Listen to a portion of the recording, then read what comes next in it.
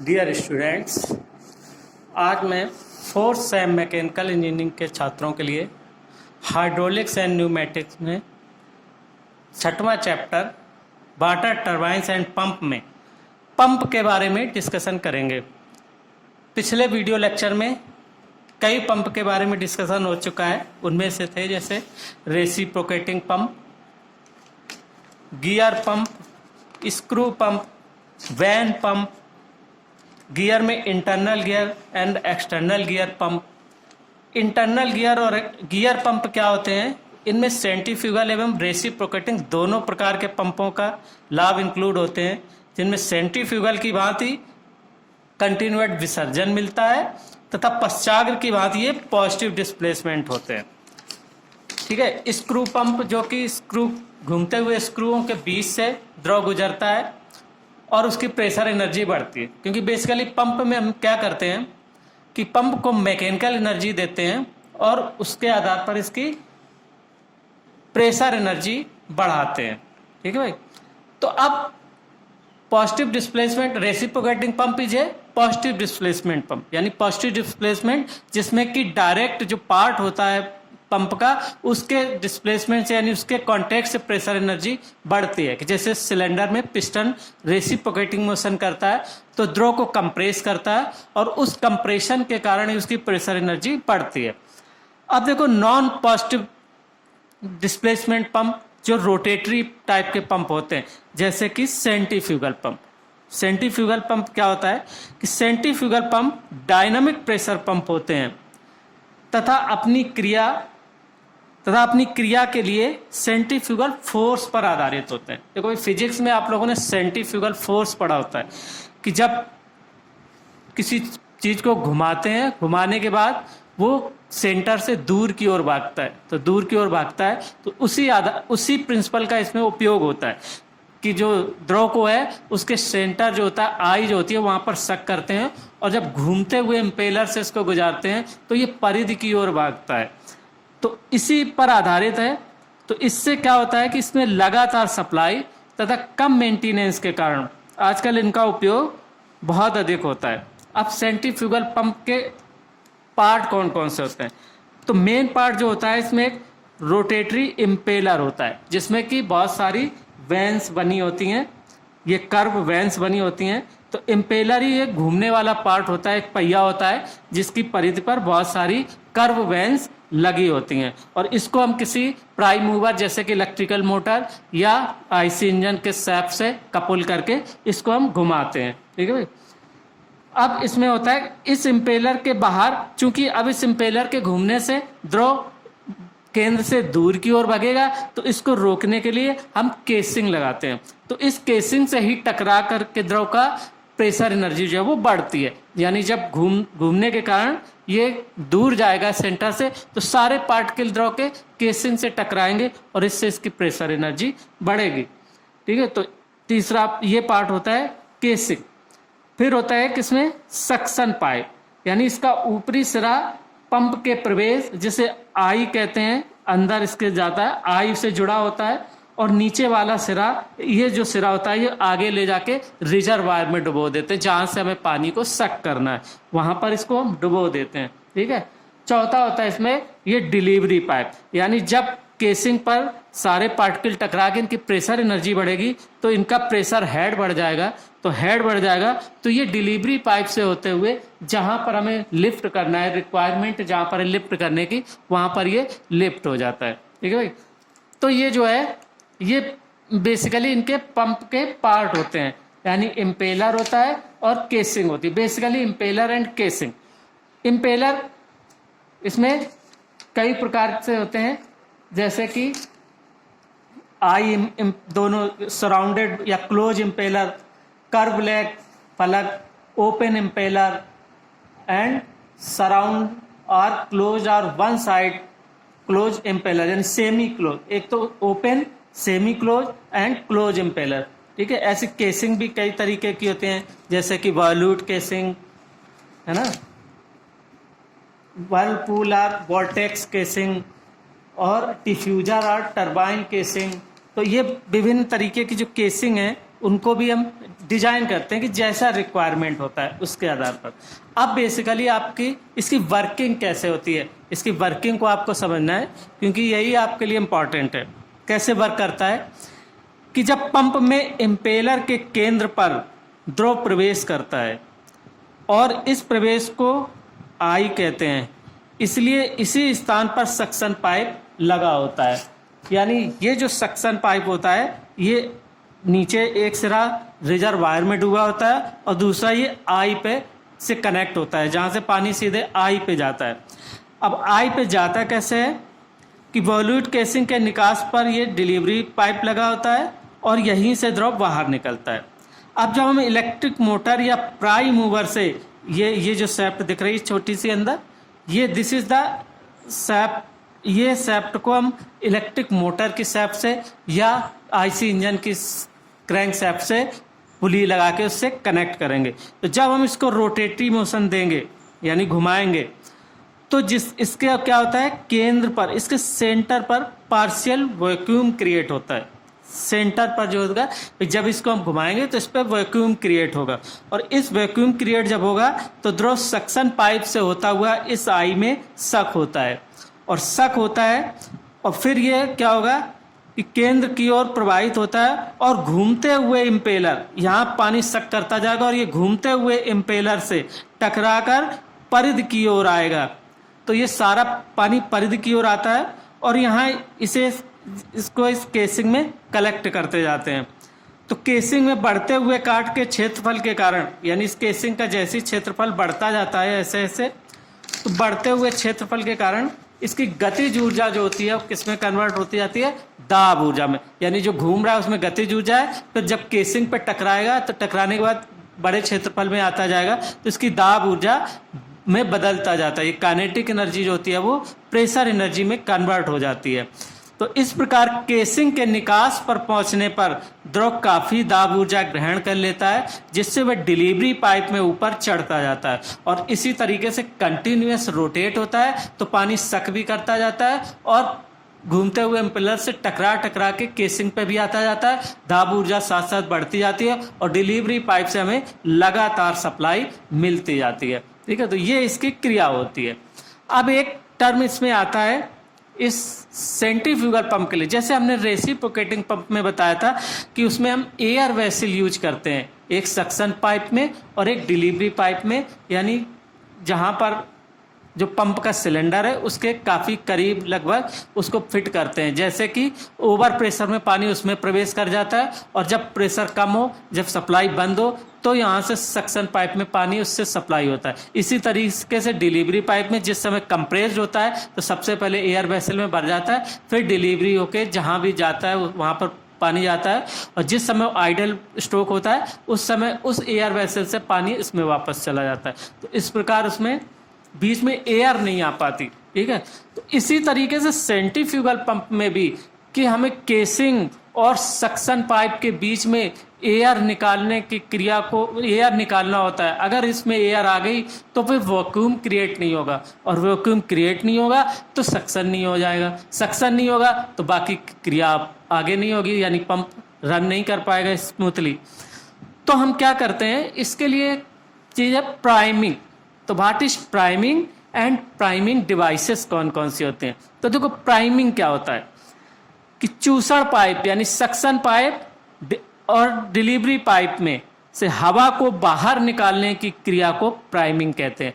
यानी delivery pipe और suction pipe में से हवा को बाहर निकालने की क्रिया को प्राइमिंग कहते हैं। जैसे कि सेंट्रीफ्यूगल पंप में एयर वेसल का काम होता था, यहाँ पर हम क्या करते हैं, प्राइमिंग डिवाइसेस यूज करते हैं। तो इसके अंतर्गत अब केंद्रीय पंपों में प्रायः बॉल बंद कर वह वायु निकास यानी पेट कॉक को खोलकर, यानी हम डिलीवरी पाइप में कहीं पर एक हम पेट कॉक लगा देंगे, उसको खोलेंगे, एयर निकल जाएगी।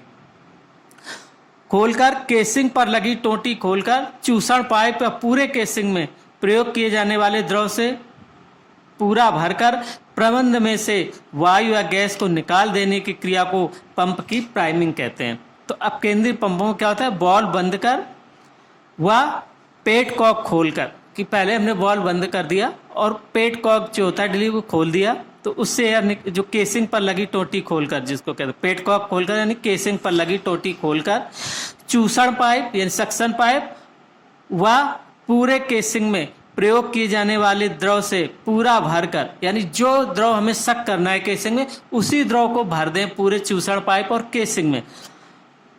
तो इससे क्या होता है, इस प्रबंध से वायु या गैस को निकाल देने की क्रिया को पंप की प्राइमिंग कहते हैं।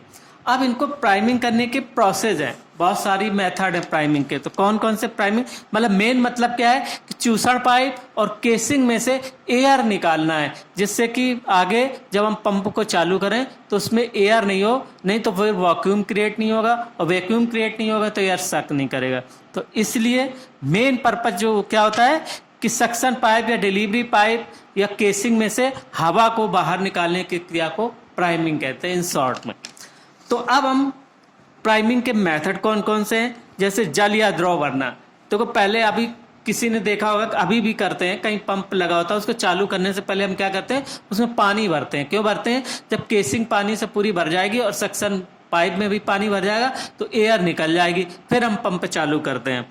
तो यानी इस विधि में द्रव को हाथ द्वारा या सीधे ही किसी जगह भरे द्रव की टोटी खोलकर चूसण पाइप और पंप केसिंग में भरा जाता है। यानी या तो हम कोई किसी टोटी खोल दें, वहां पर पानी, जो भी पानी या जो भी द्रव वो भरा हो उसको खोल के सीधे केसिंग में भर सकते हैं, या कभी कभी हाथ से भी भरते हैं, है ना, कीप आदि लगा के।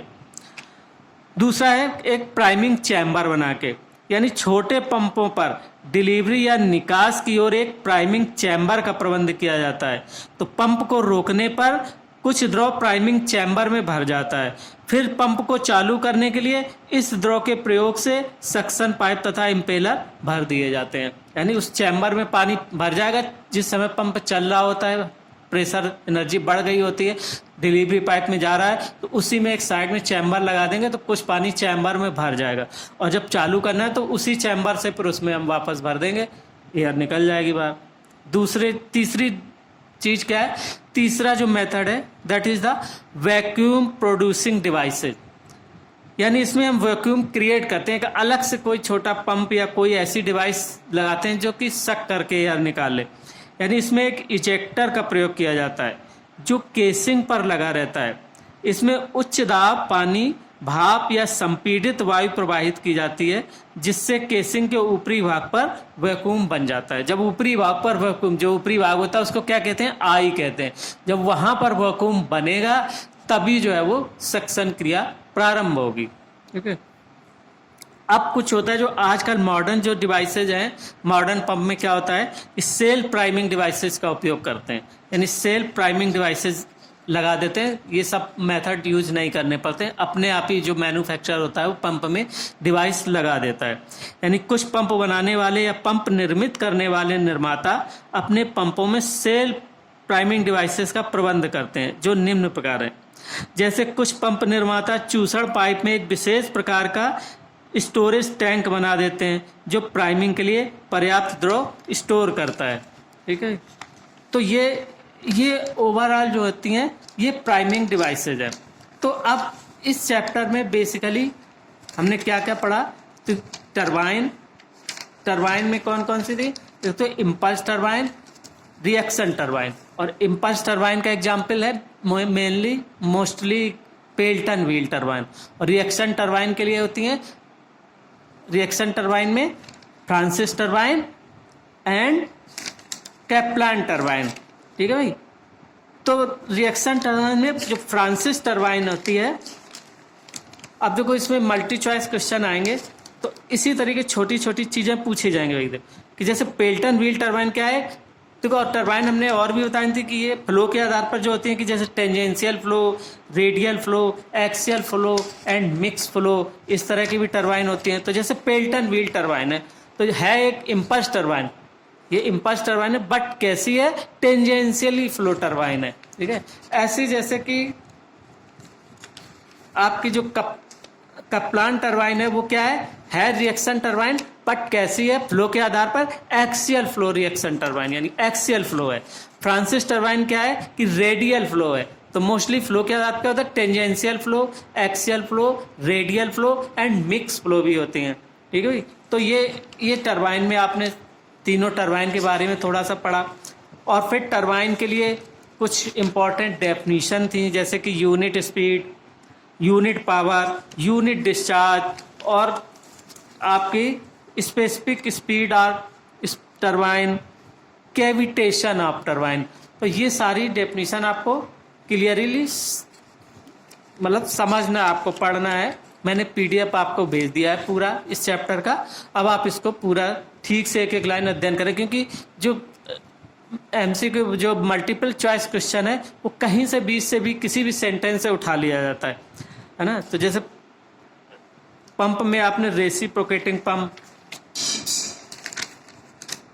वैन पंप, गियर पंप और स्क्रू पंप और सेंट्रीफ्यूगल पंप। और सेंट्रीफ्यूगल पंप में प्राइमिंग डिवाइसेस क्या होती हैं, प्राइमिंग डिवाइसेस और प्राइमिंग होती क्या है। इसी तरह रेसिप्रोकेटिंग पंप में what is the use of air vessel, यानी एयर वेसल का क्या प्रयोग होता है।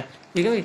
तो अब जैसे देखो कोई चीज़ पढ़ते हैं ऐसे उसको समझते हैं। अब क्वेश्चन बनाने वाला कोई भी बना देगा, कैसे जैसे कहेगा कि अब जैसे मान लो ये पीडीएफ में आप पढ़ेंगे कि सेंट्रीफ्यूगल पंप गतिज दाब पंप होते हैं तथा अपनी क्रिया के लिए सेंट्रीफ्यूगल फोर्स पर निर्भर करते हैं। अब मान लो हमने क्वेश्चन बना दिया कि सेंट्रीफ्यूगल पंप के संदर्भ में क्या चीज़ सही है, या ये कहने की क्या चीज़ असत्य है। अब हमने तीन चीज़ें लिख दी, जैसे लिख दिया कि सेंट्रीफ्यूगल पंप एक डायनेमिक प्रेशर पंप होते हैं, दूसरा लिख दिया सेंट्रीफ्यूगल पंप सेंट्रीफ्यूगल फोर्स पर आधारित होते हैं, सेंट्रीफ्यूगल फोर्स में लगातार पानी सप्लाई कर होती है और कम मेंटेनेंस होता है, और चौथा हम लिख दें कि ये पॉजिटिव डिस्प्लेसमेंट पंप है। तो बस ये इसमें असत्य क्या होगा, रॉन्ग क्या होगा कि जो हमने कहा कि पॉजिटिव डिस्प्लेसमेंट। क्यों?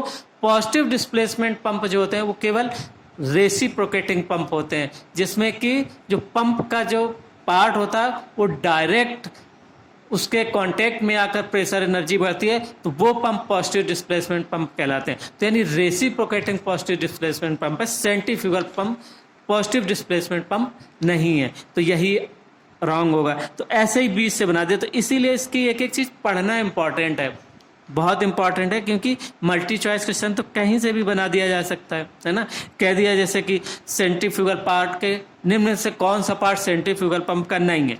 नंबर 1 कर दिया इम्पेलर, नंबर 2 केसिंग, और नंबर 3 कह दिया कि सक्शन पाइप, और नंबर 4 कह दिया पिस्टन। तो अब देयर इज नो पिस्टन, तो piston is the wrong answer, क्योंकि पिस्टन यूज होता ही नहीं है सेंट्रीफ्यूगल पंप में। क्या यूज होता है? इम्पेलर यूज होता है। ठीक है भाई। इम्पेलर में कर्व वेंस होती हैं, तो इम्पेलर उपयोग किया जाता है। तो इस तरीके से हमें इनकी भी प्रैक्टिस करनी है। ठीक है भाई। यह टरबाइन में भी जैसे पूछ दिया कि पेल्टन व्हील टरबाइन है, अब उसमें लिख दिया कि एक ऑप्शन है कि टेंजेंशियल फ्लो टरबाइन, दूसरा लिख दिया कि रिएक्शन टरबाइन, तीसरा लिख दिया कि रेडियल फ्लो टरबाइन, चौथा लिख दिया कि इनमें से मान लो कोई नहीं। तो आप कैसे लिखेंगे? तो आपको पता होना चाहिए कि उसकी पहली लाइन यही है कि पेल्टन व्हील टरबाइन एक टेंजेंशियल फ्लो रिएक्शन टरबाइन है। तो अब उसमें केवल टेंजेंशियल फ्लो लिख दिया तब भी सही है, तो वही ऑप्शन सही होगा। तो इसलिए थ्योरी बीच में पढ़नी इंपॉर्टेंट है उसकी। ठीक है, क्योंकि उनकी बीच से ही कोई भी क्वेश्चन बन जाएगा। तो इस तरीके से अब आपको मैंने इस चैप्टर के बारे में बताया कि किस तरीके से मल्टीपल टाइप के क्वेश्चन भी बन सकते हैं, इस तरीके से बनते हैं। तो जो है या पहले ही मान लो स्टार्ट कर दिया कि टरबाइन वो मशीन है जो पानी की, अब कई ऑप्शन दिए हैं कि ये दाब ऊर्जा को मैकेनिकल ऊर्जा में कन्वर्ट करता है। ऑप्शन हमने दूसरा दे दिया कि मैकेनिकल एनर्जी को दाब ऊर्जा में बदलता है। तीसरा ऑप्शन दे दिया कि ये मैकेनिकल एनर्जी को इलेक्ट्रिकल एनर्जी में कन्वर्ट करता है, और चौथा ऑप्शन दे दिया कोई नहीं। अब देखो मैकेनिकल से इलेक्ट्रिकल कन्वर्ट नहीं करता, टरबाइन का सिर्फ काम है कि द्रव की ऊर्जा को मैकेनिकल एनर्जी में कन्वर्ट करना। तो इसीलिए पहला ऑप्शन सही होगा सिर्फ कि मैकेनिकल एनर्जी में ही कन्वर्ट करता है। इलेक्ट्रिकल एनर्जी में टरबाइन इलेक्ट्रिकल एनर्जी नहीं कन्वर्ट करता, टरबाइन में तो मैकेनिकल एनर्जी प्राप्त होती है। अब उस मैकेनिकल एनर्जी को किसी अल्टरनेटर से कपल करके हम इलेक्ट्रिकल एनर्जी प्राप्त कर सकते हैं। तो this is the alternator, electrical energy convert करता है मैकेनिकल एनर्जी को, नॉट टरबाइन। क्योंकि आप सोच लें कि पावर हाउसेज में तो टरबाइन यूज होती हैं तो उन्हीं से इलेक्ट्रिकल एनर्जी बनती है, नहीं। टरबाइन सिर्फ मैकेनिकल एनर्जी जनरेट करती हैं, प्रोड्यूस करती हैं, और उस मैकेनिकल एनर्जी से फिर कोई दूसरी डिवाइस चला के, जैसे अल्टरनेटर चला के इलेक्ट्रिकल एनर्जी प्राप्त कर सकते हैं, या उस टरबाइन की मैकेनिकल एनर्जी का उपयोग किसी हैवी ड्यूटी मशीन को चलाने में भी उपयोग किया जा सकता है। ठीक है, तो बेसिकली हमको ये याद रखना है कि टरबाइन जो है वो द्रव की ऊर्जा को मैकेनिकल एनर्जी में कन्वर्ट करता है। अब द्रव की ऊर्जा जो उद्योग में 3 तरीके की ऊर्जा होंगी, सब ऊर्जाएं कुछ ना कुछ होंगी, तो कोई तो फाइनली वेलोसिटी एड में कन्वर्ट होकर चलती हैं, कुछ partially pressure and partially velocity पे चलती हैं। तो यही सारी चीजें आपको अंदर की पढ़नी है। इसी तरह से पंप टरबाइन का जस्ट बिलो में, पंप क्या करता है कि कोई मैकेनिकल एनर्जी का उपयोग करके और द्रव की दाब ऊर्जा को बढ़ाता है। ठीक है, तो ये आपको इस वीडियो लेक्चर में सिर्फ इतना ही। अगले वीडियो लेक्चर में हम नेक्स्ट चैप्टर शुरू करेंगे, 7वां चैप्टर। ठीक है भाई, ओके, थैंक यू।